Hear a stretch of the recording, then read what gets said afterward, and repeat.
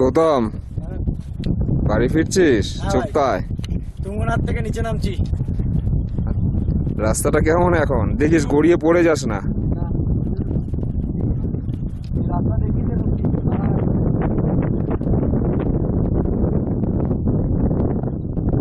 একটু রেস্ট দিয়ে নে, রেস্ট দিয়ে নে। চুপ।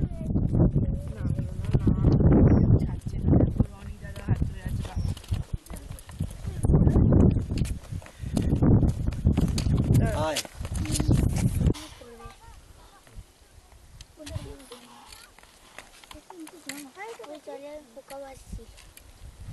সবাই ক্লান্ত শ্রান্ত, পেট ভরে সব এক প্লেট করে খিচুড়ি খেয়ে এখন দৌড় লাগিয়েছে চোপতার দিকে।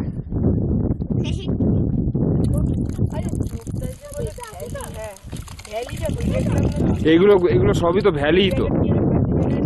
আরে এই জায়গাগুলো ভ্যালি তো।